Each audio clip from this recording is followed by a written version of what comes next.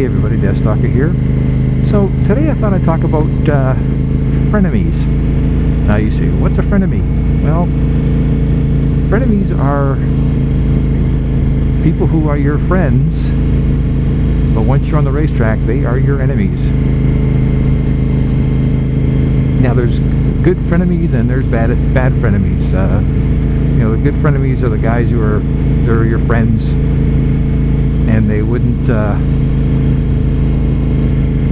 do anything to hurt you. And the bad frenemies are the guys who, you know, your best friend on the track or off the track, but on the track they'd run you over in a heartbeat for that position. Now I've had both types, and it's, you know, kind of interesting.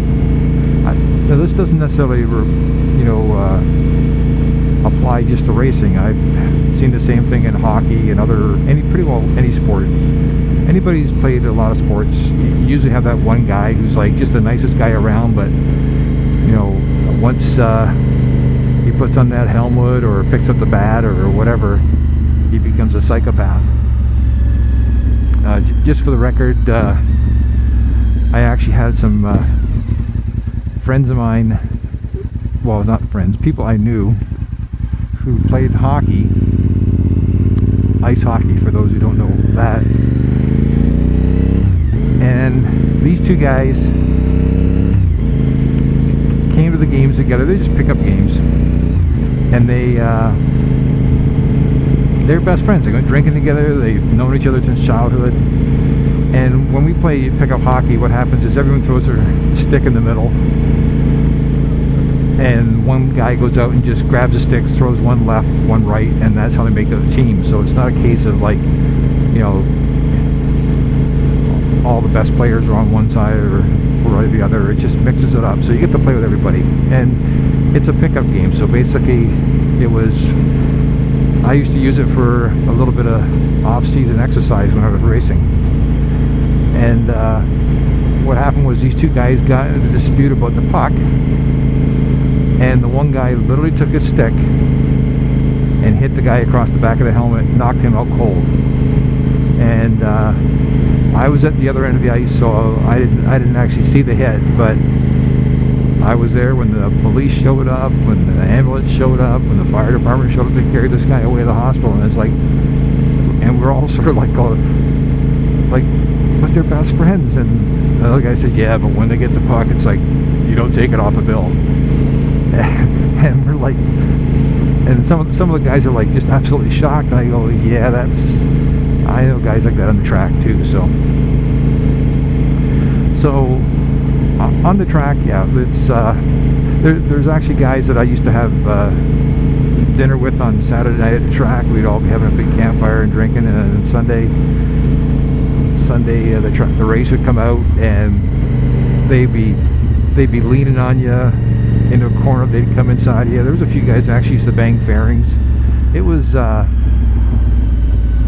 you know, it was pretty intense. But again, I also had other guys who were like, you know, after the race they were like so apologetic because, you know, oh, I didn't mean to cut you off so hard, or sorry I banged into you. It was I missed my braking point. I was so like, and they were just super apologetic.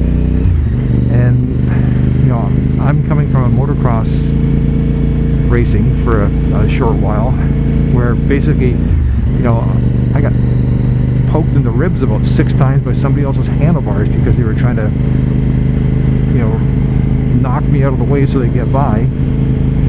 And I thought road racing was pretty mild-mannered compared to that.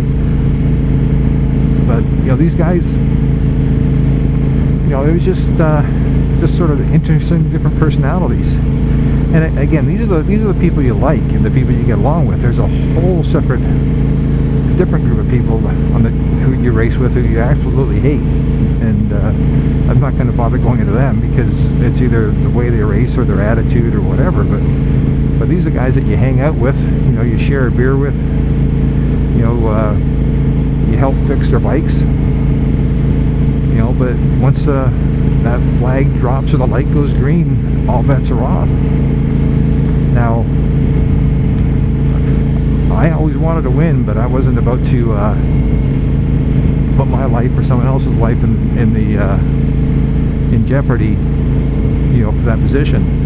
So there's a few races that I just basically, you know, settled for 9th or 6th or 12th, because, you know, I had to go to work the next day or 2 days later, whatever it was,